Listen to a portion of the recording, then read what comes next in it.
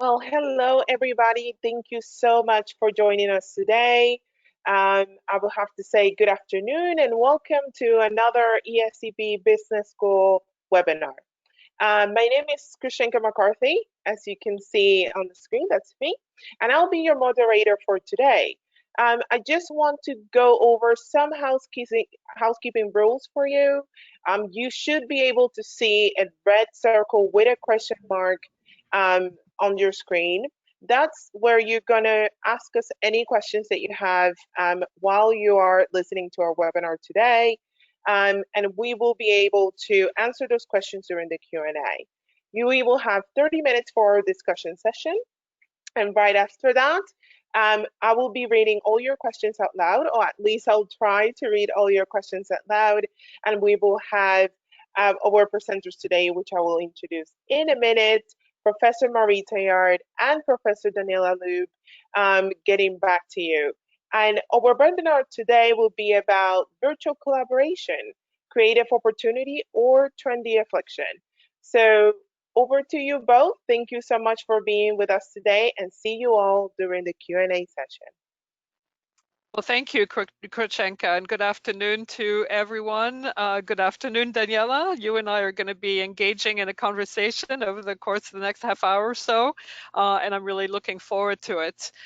So we're going to talk about virtual collaboration, and we all know that the last several weeks and months have pushed us into an online context, and many of the collaborations that we have been involved in including Daniela, our work together, have had to go online. And so you and I started thinking about, what does it mean, when you are collaborating with colleagues, either on a new project or an existing project, what does it mean to go online?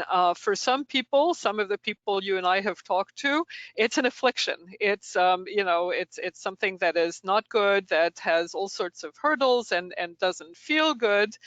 But you and I seem to have developed an idea that it's actually a really good thing, and that if it's managed properly, it can be what we've called a creative opportunity. So maybe we can start, by talking about what we mean by collaboration. So, Daniela. Yeah, and I think that if any of my students are online, they always know that I say, I want to make sure that we are on the same page. So as usual, just to make sure that we are on the same page, the collaboration that Maria and myself examine is really collaboration that takes place between people with diverse expertise, knowledge, skills, people who work together and provide significant support to each other in order to create something novel, something better, much better than if that diversity of expertise and the support were not there. And this is the same for face-to-face and virtual collaboration, although, as Marie mentioned, many would not necessarily agree that the same level of diversity, support, and creativity can be sustained online. But Marie, you actually were involved in a really true natural experiment in the sense that the same collaborative projects that you usually orchestrate face-to-face, or you did that in the past, now you had to deliver them this year online. So how did that feel? Yeah, thanks, Daniela. Absolutely, and it's a project that has been going on actually for several years, that we lead year after year in person in Paris with a corporate partner, and it's been very successful for a number of years by bringing a number of students to Paris and having them work in rooms on our Paris campus together. That's gone very, very well.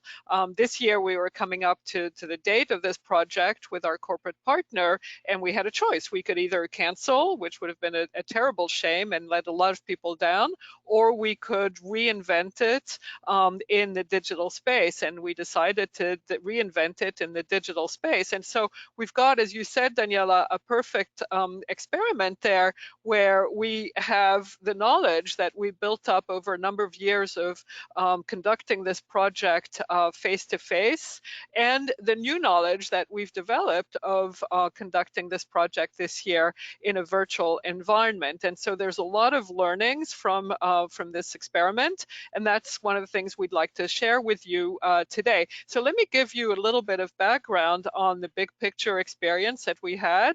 It's a 5-day corporate sponsored project. So we work with one of our corporate partners, and the students work from Monday morning when they're briefed, as in a plenary session, they're briefed by our corporate partner, all the way through to the end of the week when they present their findings and their recommendations on the Friday afternoon. This year we had a record 55 students, all graduate students, but interestingly, they were from 2 different programs. What that means is that we had students who didn't know each other working together in teams where they were meeting for the first time. They were in teams of 6. They were across 20 countries. Many of them had gone back to their home country because of the lockdown. We have, I think, something like somewhere between 25 and 30 nationalities, people in 20 countries. And just to give you a sense of you know, how far they were from each other, we had one student in Seoul, Korea. So in terms of time zone, that's GMT +9, and another student in Mexico City, GMT -6. So that's quite a big sort of amplitude there. So lots of issues around time zone, etc., that require that people really make a conscious effort and a deliberate effort to want to work with each other. And they were coached throughout. In their individual breakout rooms by executives, managers from our corporate partner, as well as a faculty team, including myself. So lots of support there and lots of opportunities for them to really talk to each other throughout. They had their own rooms in which they met, and they were supported throughout. The outcome of this year's experiment was absolutely excellent. We exceeded expectations and in truth exceeded performance from previous years, whether it's on the quality of the recommendations, the strategic thinking, the creative thinking, the analytical thinking, the teamwork, the focus of the teams, and the learning outcomes for our students. So in general, a very, very strong, very positive outcome. And so Daniela, you and I started discussing this, and I was telling you about the success of this experience, and you suggested that there were a number of things you wanted to look into that you thought were absolutely, you know, indicative of why we had done so well. And one of them was around inclusion. And so tell us a little more about what you think happened there. So, yeah, I mean, even before getting into what the students and what you guys did right, I think you really started very clearly from the fact that this was a super diverse experience, and it was not only in terms of, you know, people coming from all over the globe, but they have true diverse backgrounds. So the idea was how you put this diversity to play. And we know that, for instance, in teams, team members who feel that others listen to them and that their ideas are valued, no matter how different those ideas are. In other words, when they really feel included, they are more likely to contribute to the team effort. And you saw that to some extent. They had the courage to speak their minds, even if their ideas really depart from the mainstream. But also when people feel included and supported, they are more likely to help and support others. And that's, again, something very important in collaboration. If you remember what collaboration is really about, is getting the benefit of individuals' diverse knowledge and skill. And that is obvious that without inclusion, there is then no collaboration. Now, of course, inclusion is not easily achieved in face-to-face collaboration. And I mean, in the past, I worked with different groups, and clearly it's not easy. But virtual inclusion is much more difficult. And while on the face of it, everybody figures that it is difficult, to understand exactly why and where we stumble, I was going to ask everybody in the audience, I know unfortunately we can't see each other, but maybe for a second, close your eyes and follow the following exercise. Imagine that you are sitting at a table, or perhaps standing like in the picture, working close together with a team of 6-7 colleagues whose input is very important for the success of your project on which you all collaborate. And imagine now, when you probably have seen this in the past, that one of your colleagues is relatively silent, hasn't spoken in a while. Perhaps you notice that they look outside the window, they're a bit distracted, maybe they leave the room occasionally. Think, how long does it take you to notice that the colleague is not engaging, and that with so intense conversation that usually happens in collaborative face-to-face projects, the others seem to have even forgotten that the colleague is part of the team? And honestly, think, how quickly do you typically observe these instances? And how long does it take for you to then do something if you observe? How long it take you to do something so that the excluded colleague is included again? And how easy is that? And once you recall that experience and the lag between things happening and you're realizing, move in a virtual environment, right, that looks pretty much like this, and consider the same question.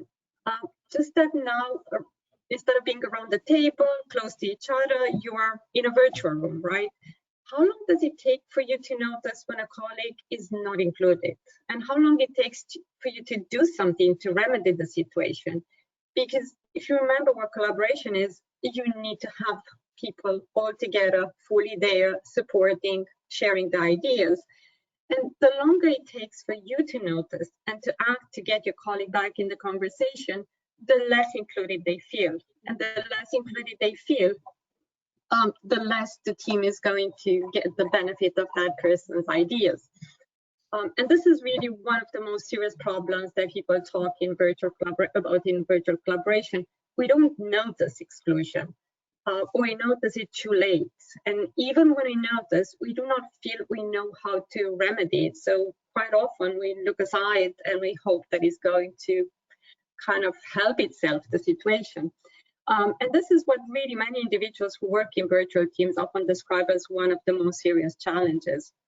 Now, I don't want to leave you with the impression that it's all gloom and doom, because as Marie mentioned, a lot of effort can be put into overcoming this obstacle. But I want to share with you some solution.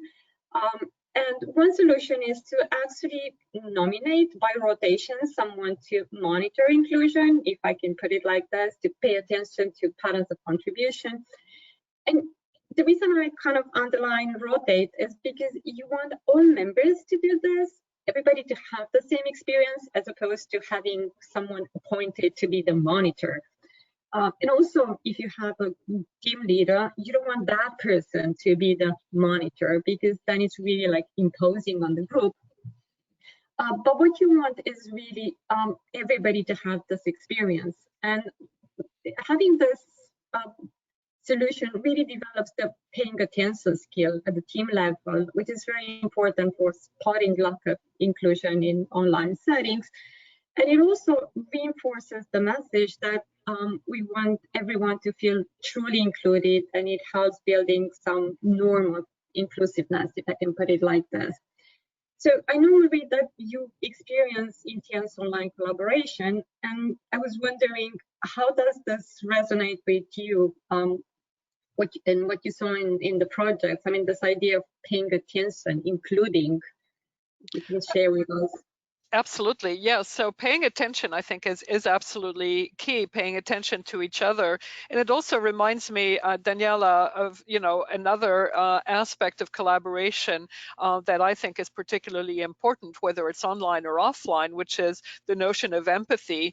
Really being able to listen to each other, to put yourself in other people's shoes, and to feel the things that the person sitting across from you is feeling. And so I think this idea of empathy, paying attention, is particularly important. And it can be done in a very simple way. I mean, there's a simple aspect of this, which is to actually be able to observe each other. And one of the things I always tell people, when they start to go into a project together online, is make sure you turn on your webcam.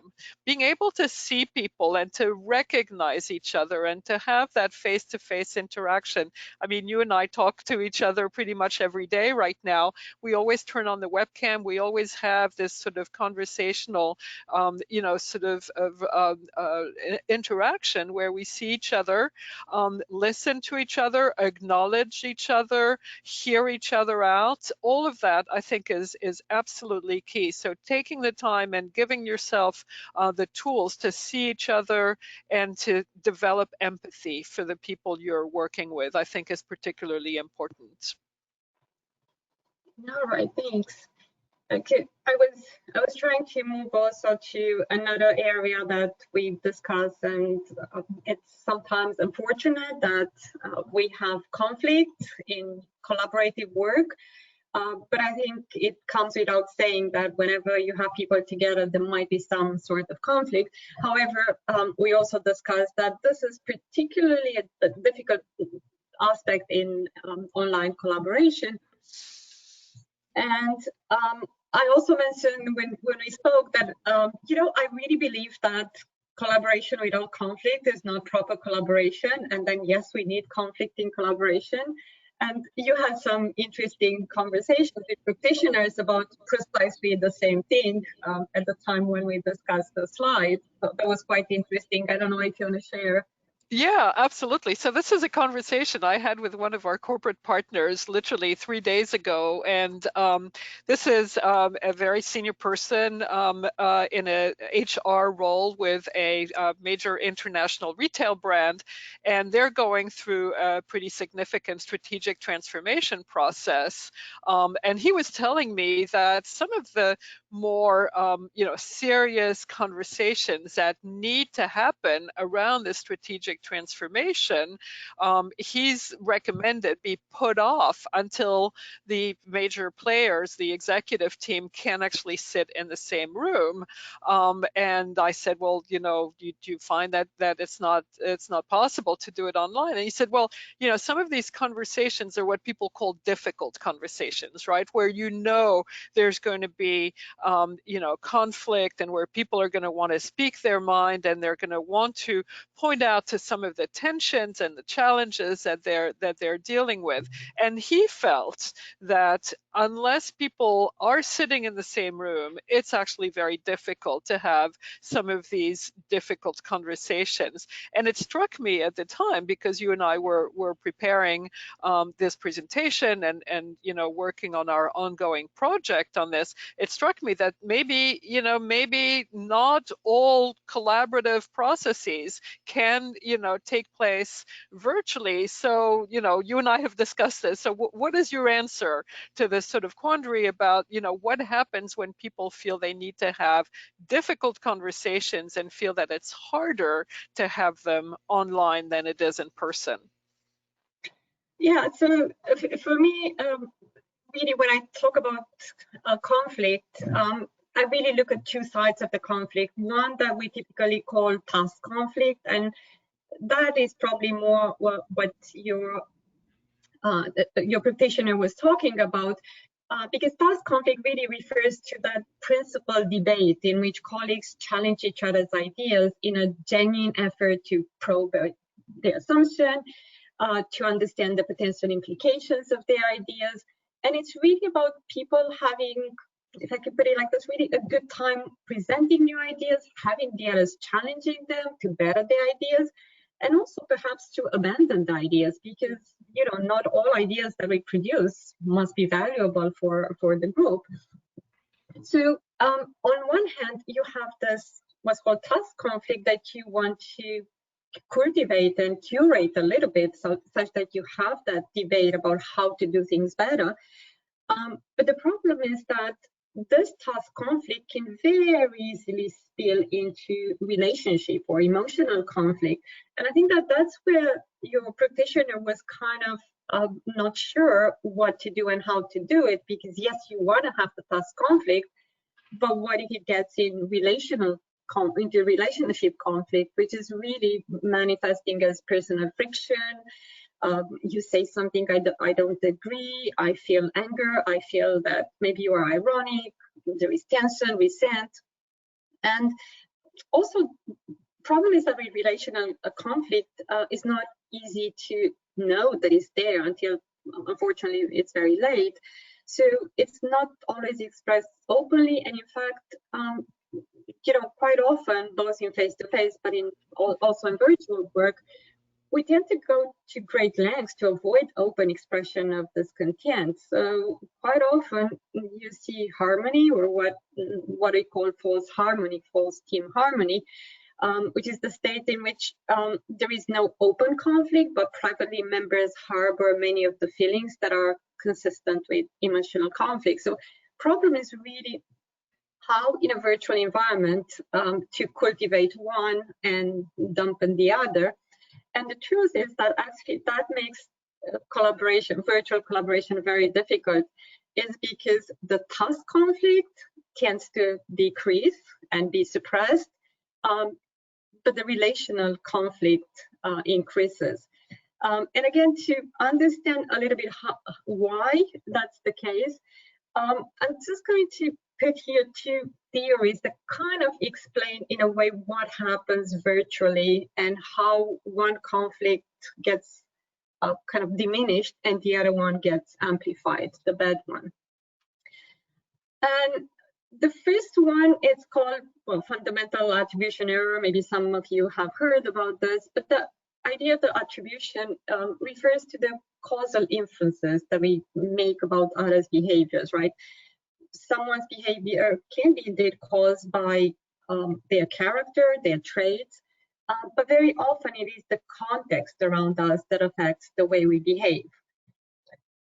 For instance, and really, I promise you that typically I'm a very animated person who moves from one side of the class to other. I'm kind of quick when I get questions, but probably you see me here relatively still, and because I have to juggle with two screens, and I also have a clicker that I realize right now it's running out of battery, I probably have a rather nervy look.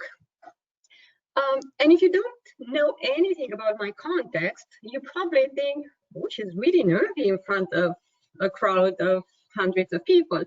And I promise that I'm not, but you don't know me. You see me in a context, but you don't see the context. So the fundamental attribution error is exactly this, the tendency that we all have to attribute behavior to someone's character rather than considering the context. And because in virtual environments, we are missing this context, we're missing a lot of context, we are more prone to this error. And there is actually some frightening research out there on this aspect, showing how people working in virtual teams were very quick to assign blame to team members who did not show up online on time or did not respond to communication in a timely manner, whatever timely was there. And they call them lazy, they call them indifferent, they call them not caring. And what is even more frightening is that even when it turned out that many of those so labeled had in fact poor connections or did not even receive messages, team members still harbor some negative feelings toward them. So clearly the emotional conflict there was very high. So that's one of the main sources of conflict and emotional conflict.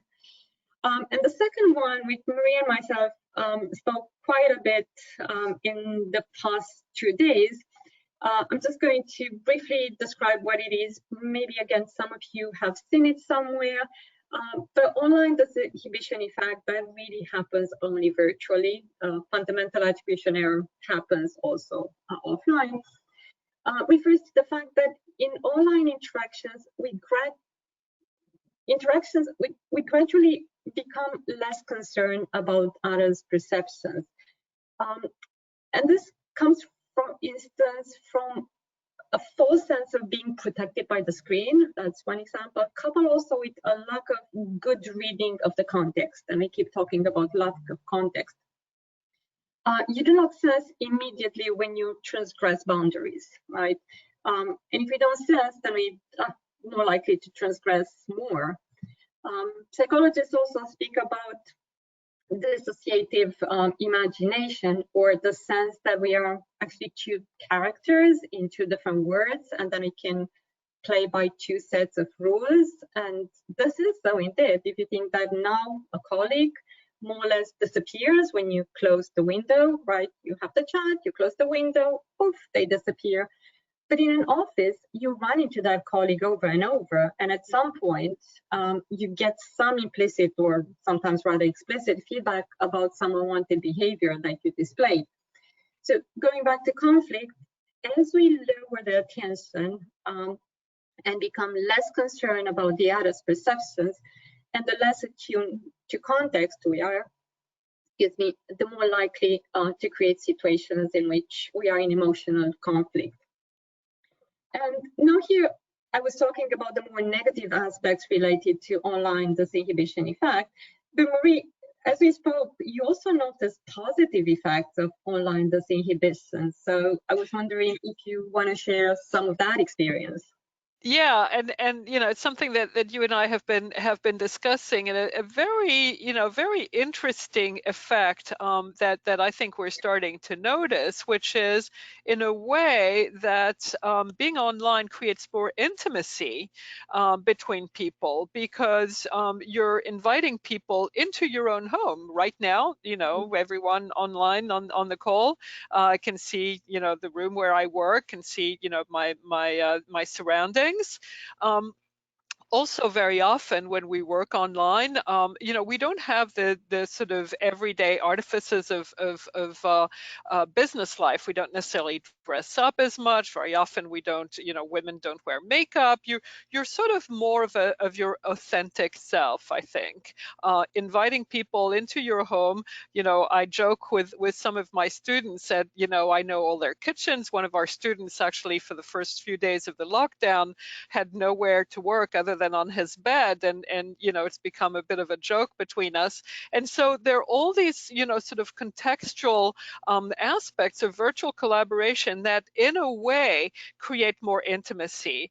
And you and I, Daniela, have discussed the fact that this intimacy in a way can also have a leveling effect, where, you know, for instance, the status you know, of being a professor versus being a student, or being, you know, a team leader versus, you know, a team member, suddenly is leveled off, and people are, you know, they're just people talking to each other from their kitchen, right, wearing their pajamas. So there's a really interesting aspect there, I think, that hasn't been discussed in the literature, which you and I are really starting to zero in on, and which I think is going to be really critical to a better understanding of what virtual collaboration has to you know, bring in terms of effectiveness, in terms of you know, being able to bring people together creatively. Yeah, and I'm pretty sure we are going to get questions about that, because there is always a lot of questions around this leveling effect. Is it with status, but also gender becomes very important. Also, we spoke about context, but also people's traits, characteristics. Certain kinds of people feel more comfortable in virtual environments. So yeah, that absolutely. is very interesting. So I think I'm going to hand it to you, because you have the more uplifting part now. Yes, we can nail virtual collaboration. That's right. And so we're going back, and you've got a picture here of, you know, the final few minutes of our big picture project, when, you know, we announced the winning team. Really very, very exciting, and as we'll see, a very genuine sense of achievement. So what are some of the outcomes of a very successful virtual collaboration? Well, you get a greater diversity of ideas and inputs, because instead of having, you know, only the people that you might have been able to assemble in one room in Paris or whatever other location, suddenly you're opening up, the opportunity to people from around the world. So that's obviously, that diversity is going to be very, very, very productive in terms of success, in terms of creative ideas and so on. You develop a real sense of shared purpose. People come together and, you turn on your computer, you turn on your webcam, and there is a sense of, we're going to work on something together. And so I think the virtual environment is particularly conducive to the development of shared purpose. Now, it requires work, it requires, and we'll see that in a couple minutes, but it is very conducive to this development of shared purpose. You get a sense of a deep focus on the work at hand, and that is something that I have observed and has been confirmed to me with many of the people I've spoken to in recent weeks. Work gets done, people focus, people are ready to start working, they show up on time, and they are very, very focused when they're online. There's a myth out there that I think has been completely busted over the last several weeks and months, which is that when people are online and working online, they're multitasking. Well, maybe they're multitasking, but the evidence across the board from people I've talked to who have been keeping, track of how productive their teams are and so on, the evidence is that people are very focused and things get accomplished faster than they ever have. We talked about authenticity, the fact that, people, are themselves, bring you into their home and so on.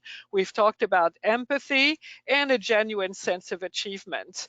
This idea that you, along with, whatever number of people, whether it's a small team of 6 or a larger team of 20, have been able to come together online and deliver something that's been very, very successful, gives everybody a very strong sense of achievement. So I think these are some of the really positive outcomes, and that's really, what we want to leave as our strong message. The virtual collaboration is not just about turning on a webcam. Just like many other successful opportunities in the digital world, don't think that you can transpose an existing collaborative process, turn on the webcam, and make it into successful virtual collaboration. It does require real deliberate and purposeful planning and crafting the way people are going to work together. And I think that's one of the very, very important aspects of successful virtual collaboration. So we have a few tips here with 5 points. The first one is start out by sharing stating your shared purpose. Why are we, and I've highlighted the we here, we as a group, you and I and the other person, why are we here together? So that's really important, and take the time to put that down on paper so that you have a clear understanding of your shared purpose as a group, as a we. Define clear roles, and I think that goes back to Daniela, what you were saying earlier in our talk, is the fact that there needs to be a clear understanding of who's doing what, and taking roles, taking turns in doing things, looking out for each other, and so on and so forth. Voice and practice moral support for each other. Again, people are far away. They don't necessarily, get to spend as much time as they would normally. This moral support, we are in this together. We need to support each other in order to deliver on our shared purpose. Acknowledge and manage conflict. Yes, there is conflict, and conflict can be very productive, very positive, if it is acknowledged openly and managed productively. And then finally, clarify the norms of, behavior, being on time, responding to each other, turning on your webcam, really clarifying what is expected of each other. and imagine rituals. And that's something that keeps coming back. Everyone I speak to, and we experience it also with Big Picture, having rituals and having celebratory moments, bringing the social back into virtual collaboration. And I think actually as a last point, that's really what it's all about, is really bringing the human touch and the social touch into the virtual collaboration space is really what it all boils down to. Whether we're talking about authenticity, talking about empathy, talking about moral support, talking about why are we here together, it's all about really zeroing in on the human and the social aspect of virtual collaboration. Daniela, do you want to say a couple last words on this? I think you are nailing it as usual. No, I'm kidding. No, I think that we are pretty good, and I would rather hand it to those who very carefully, hopefully, and very patiently hope for this to finish 5 minutes ago. But we finish almost on time. Thank you so much, both of you, for this amazing presentation. It was really informative, and actually, we do have a few questions. I think some of them you sort of touched upon and already shared. So I will start with the first one. So they said, don't you feel that people have the right to have their camera off because they might probably have some power dynamics happening or elitism happening in a non-verbal context? I don't know, Daniela, if you would like to address this question. So just to make sure that I'm answering the right questions, the question is whether people have the right to turn it on when they are not even asked to. Yes, if do they have the right to just leave it off, just to avoid power struggles or power dynamics that I'm guessing in some institutions there will still be a very horizontal sort of power dynamic, and that could also cause a little bit of disparity with the staff and their managers or whoever else they're having a meeting with. Okay. I think there are a couple of aspects. I'm trying to attack them in order. Well, we were talking about this in the context of collaboration. So the idea here is that someone really wants to make this work.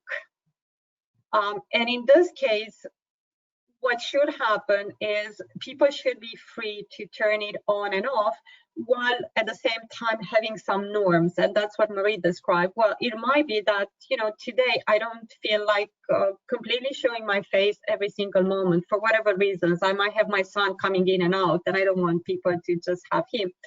But that has to be agreed why I'm doing it or not. And people have to understand the context around that. Now, I sense where the other question comes, and the question is more, if this is an office meeting and we have that office meeting and it's the usual, the long desk and the boss sitting at the end of the table and everybody lined up there listening. And in a way, if this is replicated online, do I have the right to challenge that order? Now, the cheeky part of me says, yes, we always accidentally can turn on and off the camera accidentally. But I'm just suggesting that it depends what's the intent there. If I'm in a meeting and I'm there just to listen, fine. If I'm there to actually make a statement, maybe I will try to assert my power, if you understand what I mean. In a way, maybe turning the camera and saying, oh, just to make sure that everybody sees it's me, I have this question. So I think that there are ways to do it nicely, but I would suggest that if there is something in which you want to challenge an order, it can be done. Marie?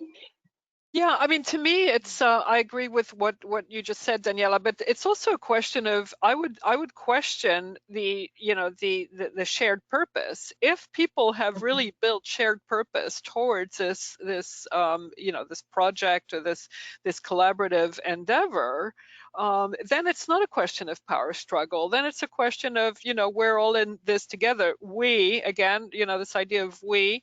If you've thought about why are we here together, then the power struggles and the power plays shouldn't be part of the equation.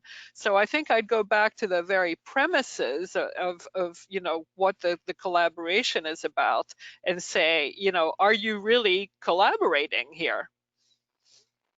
That makes an interesting point because there's another question that is very similar, but they touch about a key thing, which is technology inequality. This idea of, oh, the CEO or the director have this fancy background and they have all this fancy technology, and the rest of people don't. And now, when you're in the office, everybody's wearing a suit or everybody's wearing a dress, everybody looks the same.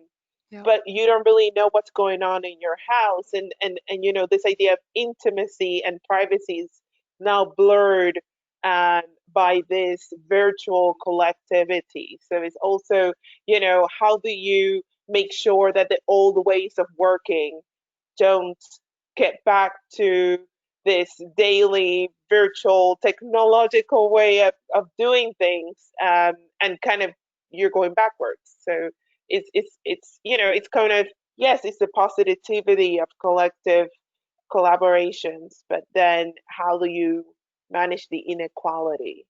That's such an important point and an excellent point. On the other hand, a lot of what we've talked about today is about some pretty basic stuff. It's a webcam and a connection, and it's also about this idea of leveling off and enabling people to be themselves. So yeah, but there is inequality, inherent inequality in the technology, as you say, Daniela. I also asked, the word technology kind of ringed another bell to me. Aside inequality, and I think let me attack this first. It's not only about the fancy background. I just have my curtains, fancy or not, I don't care. But I think it's actually more than that. It's as you say, whether people in fact have access to good technology, whether I was just saying that I'm playing with two screens and that makes it easy for me, but sometimes you can't have that, and a lot of people might not have it. But I also want to bring something else about technology, and that's about how you think technology and collaboration, and quite often the idea that technology can solve it. We show our faces and then we become better collaborators. And in fact, speaking to the task conflict that I mentioned before, and Marie mentioned a practitioner saying, how do I get those people to have some conflict? Because if I put them face to face, they are going to not do it. So one way is actually to do it the old way, to just have a document somewhere, a share Google Docs, where people put their notes. It's as leveling as possible. And there they can start contradicting each other. You can even, in fact, in brainstorming, this is one of the techniques. You don't want to do it face to face to get the best of the people. You want to put it offline, anonymous, and people make comments. And that's really when you get the best ideas out there. Great. That's a great idea. Yeah, Luger, thank you so much for that. We have another questions on soft skills. So what are the key soft skills that will be critical for leaders to have to be able to progress in this virtual collaboration environment? I don't know. Marie? Yeah, sure. So, I mean, I think we mentioned some of them. To me, the first one is going to be empathy, this ability to really listen to each other and to really put yourself in the other person's shoes.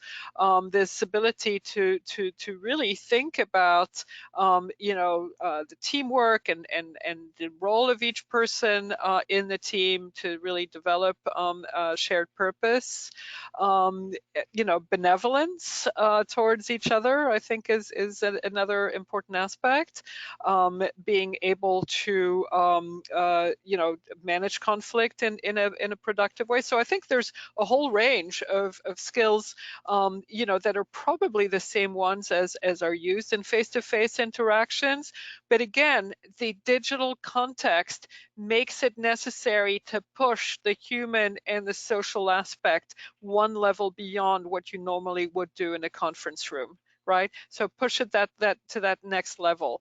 And I think that's where you want to make sure that you've got people who are able to do that, who have this nice set of soft skills, as you say. That's very interesting. I actually will have asked this question to Daniela because you said something about this at the beginning. Um, so it's all clear, everybody's online, but what happens when it's a hybrid that you have some people online, some people in a meeting room, they're all together? What are the tips to be able to level the conversation and that are taking place in now this new in now this new hybrid environment? All right. I think that actually Marie is much better placed to answer this, but I will give it a start, and I know that she will continue. But I think that the key point is that even though you might have groups in different environments, what's important is giving everybody the sense that this is as Marie says, a common purpose, a common group.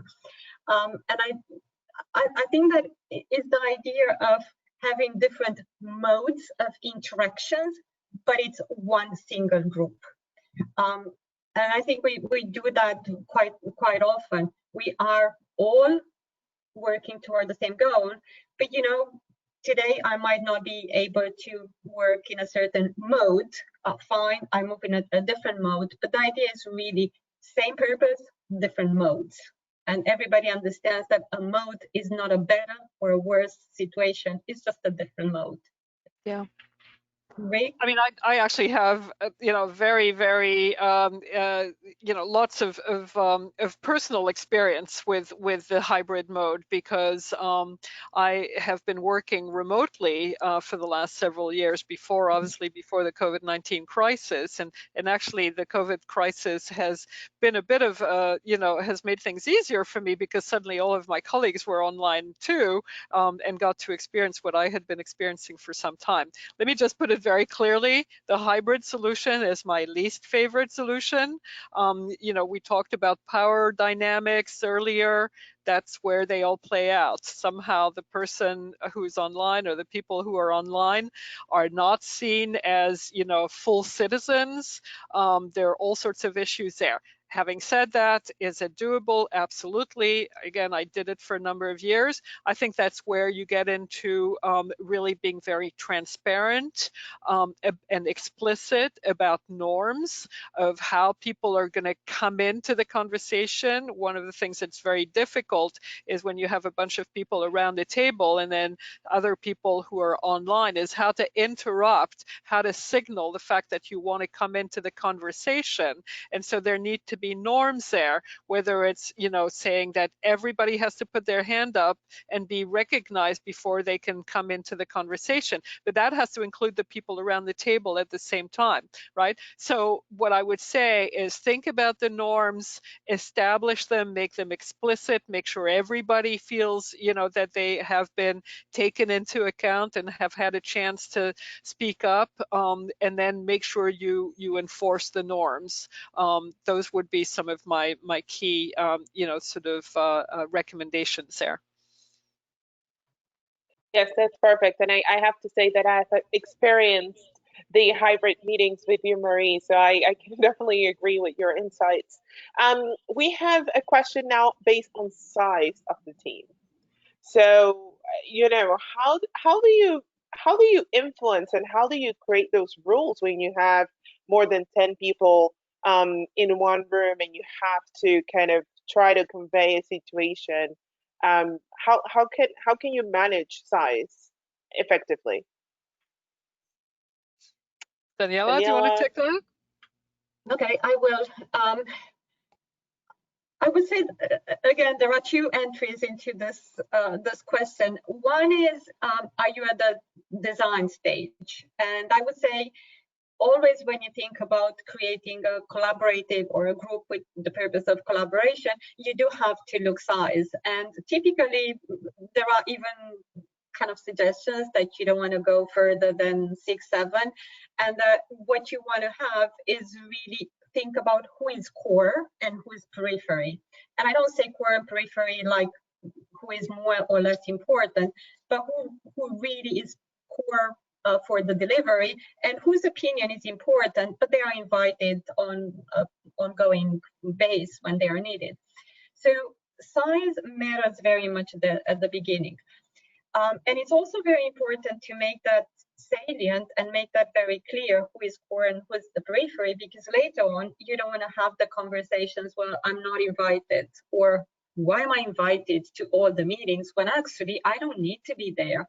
So a lot of collaboration goes sour because the size and the initial size, really, you don't need more than probably 6, 7 people. That's the recommendation. And then you can have experts that come in. Now, if you are, and I'm also aware that sometimes we don't make the collaborative groups in which we land, and you end up being part of a group of 20, and yes, you wonder, what am I doing there? Am I doing something relevant? Again, it is for you a bit to negotiate your position, and if you don't think that your core, don't suffer too long in that, just for the sake of being there because you are nominated. Try to move to the position that it's really allowing you to deliver best value for the team. So, hope that. Yeah, I would agree on that, absolutely. And I think, you know, you have to sort of distinguish between collaborative projects, collaborative, contexts, and simply meetings.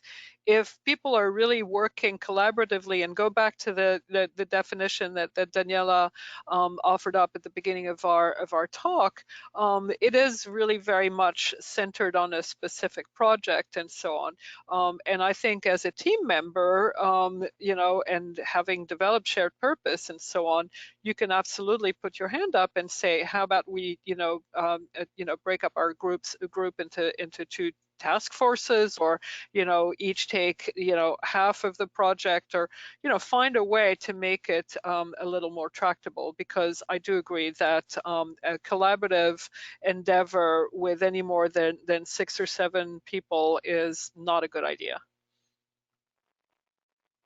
Yes, thank you very much. The next question, and I'm sorry I'm speeding a little bit. I'm trying to manage time here, but we've got really good questions coming up as well.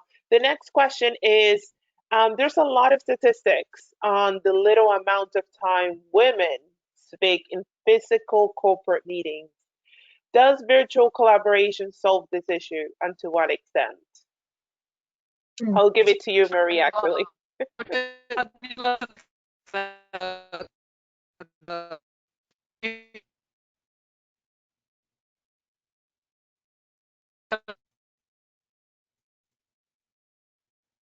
Sorry, I think there is a little of discrepancy.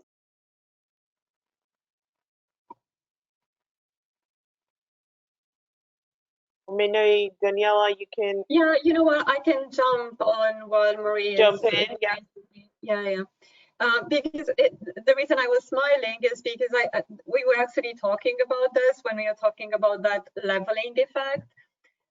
And it's true that in virtual settings, women speak more than they would speak in the other settings. And this is really down to the idea that status starts leveling a little bit more. And you also notice women interrupting more, which is a couple of weeks ago, somebody who I knew was doing an experiment, like one of those very quick experiments, and realizing that, you know what, we don't interrupt, but actually online we seem to be a bit interrupting more often than in reality. So there is evidence that women do speak more, and also that people who are introverts tend to express better online, and also even some of them learn the ropes of how to interrupt, how to assert, initially in chats more than verbally. But then once you get the experience and you get some positive feedback, then you do it with voice. And there is a third evidence that somehow plays in the favor not only of women, but those who speak sense. Compared to offline, where the body language is very important, and I think that that's where the status leveling effect, body language, powerful body language speaks volumes face to face. In online, you see the upper part, but you don't see the full power. And again, people online tend to pay more attention to messages and a bit less attention to body language. I mean, not that you don't pay attention, because you still see the face and your influence, but those power postures do not play that much in the virtual. So Marie is online with us again. Yes, sorry, somehow I lost the audio, but I'm sure Daniela had a great answer. Oh, welcome back. Actually, moving with the same topic, we have another question about cultural differences and whether that could cause a hindrance or not, because you were talking about how some people move their hands, that I'm doing now. Some people move their hands. Some people don't. Some people actually, in some cultures, respect for their elders, so they will not speak or interact until they're fully done. How could this be a problem for fluid virtual collaboration? Yeah, absolutely. And that's where, I think, this whole idea that we discussed of, purposefulness, if you really want to make it work, think about what needs to be done in order for it to work. So if you know that there are major cross-cultural issues, bring them out in the open and help people, sort of navigate, these difficulties, these hurdles. Think about what your norms are. Make sure that everyone's comfortable with the norms. Adjust the norms to suit the cultural context of the team members. So again, purposefulness and really explicit thinking about and crafting of the rules of the game, and think human rather than tech. That's a key word, thinking human rather than tech. I actually really like that. The next question is more practical. So what would be good tools for collaboration or collaborating online? People right now are using sticky notes, flip charts, they're using Google, they're using all sorts of um, other webinar facilities. But what tools are your favorites? What are things that you say will be very good tools to use when collaborating? I mean, to me, it's Google Docs. Hate to say it, I don't own stock in Google, but it works incredibly well. Being able to look at the same document at the same time, and editing in real time with the people you're working with. Those of, again, if I go back to the big picture experience that we had with students, that's what they were using, and they did really well with it. And when I would come into a room to coach them, I could go straight into the document they were using. I knew where they were, and it just creates that instant sense of we're all literally on the same page.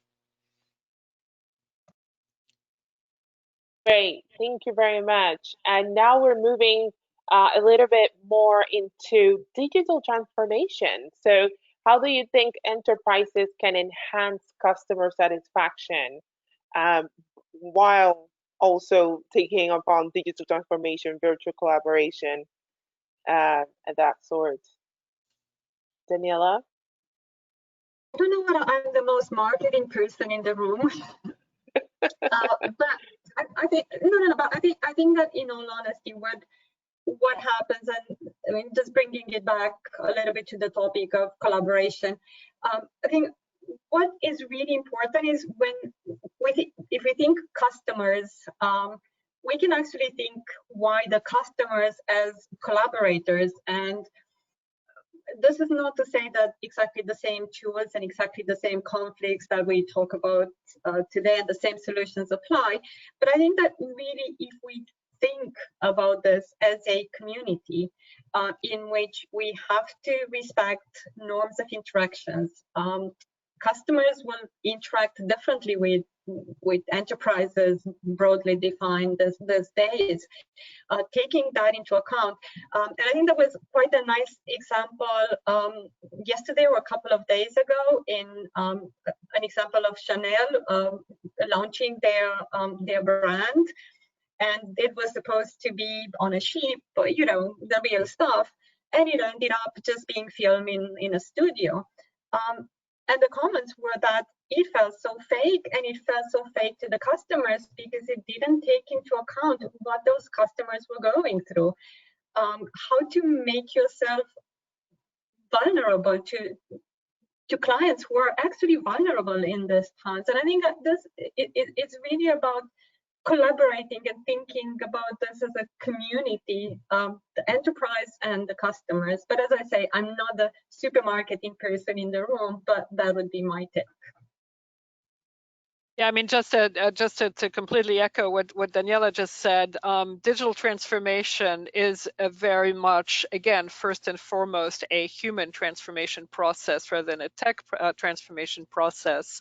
And I see digital transformation as the crafting of ecosystems that bring together customers, consumers, the brand, its employees, the different participants up and down the value chain, and creating ecosystems. And if you take, for instance, consumers, the way consumers come together in communities, online communities, creating their own culture for how to consume the brand, how they imagine the brand. Take the lead from your customers, from your employees. Bring the human, the social, the cultural into digital transformation, and suddenly it becomes much more tractable at the human level. Thank you very much. Now we'll proceed to the last question.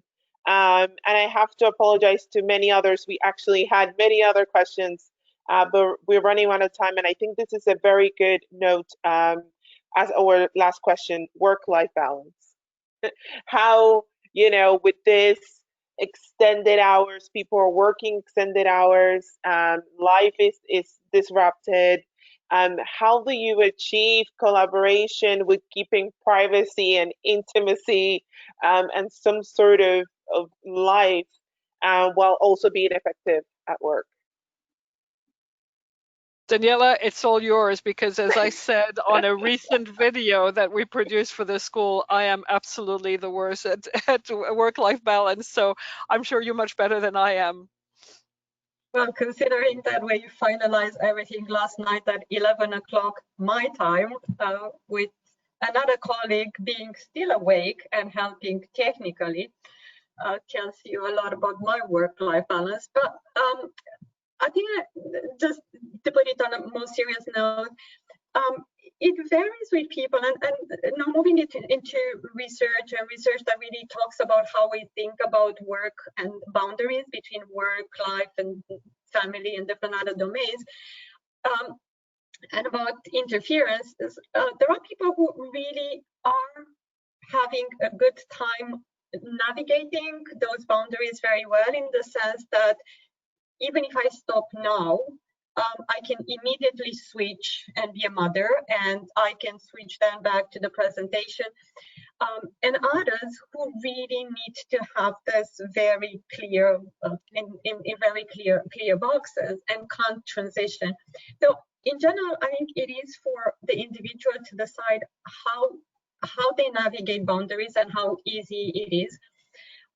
Also, I want to talk about the fact that, we talk about interferences, but there are amazing examples of what I would call enhancement. And this was actually offered by one of our colleagues who, of all, is a man. So I always love giving examples like this from my male colleagues, who said, well, being a father who's doing homeschooling made me a better teacher. And I thought, well, welcome to my world. But that being said, this is someone who clearly sees the connections between the two domains. And a final point, because it might be that the question that you got about work-life balance also translates in how does this pan into our collaborations? Can we be good collaborators and at the same time, you know, being good all other things, citizens? And it is back to what Marie said, making sure that people understand the context that you inhabit, make it that transparent, and also try to comply with the norms of the groups, but be part of making those norms such that those norms work for you and for your life as well as it works for the others. And I'll just add one last point to this. I think work-life balance is also a subject that is deeply linked to the subject of inequality. I think it's a lot easier to achieve a fairly good work-life balance if you have a large enough place to be where different people can, you know, lock themselves up in a room that is dedicated to their work and literally go from one, you know, from their work room to their non-work environment. So I think a lot of it has to do with, you know, how you know, well, you're able to create a context for yourself, and that is linked to, unfortunately, to economic resources. Perfect. Thank you so much. And with that, I will have to say we have concluded this amazing webinar session. I have to say thank you to both of you. I've received a lot of thank yous from everybody for this amazing session. So I say it on behalf of everybody, thank you again for joining us for this interesting session, for answering as many questions. We actually didn't complete all the questions, but they were all very interesting. So also thank you for our audience for being able to give us these amazing questions. And again, thank you for spending time with us. I hope that you come back with us. We'll have other sessions. We usually have one webinar every month. So please feel free to come back, see us again. We'll have other interesting topics. So Daniela and Marie, thank you so much. And I wish you all an amazing evening. Thank you, Kurchenka, and great collaborating with you. Same here. Thank you Take so care. much. Bye-bye, everyone. Bye-bye, everybody.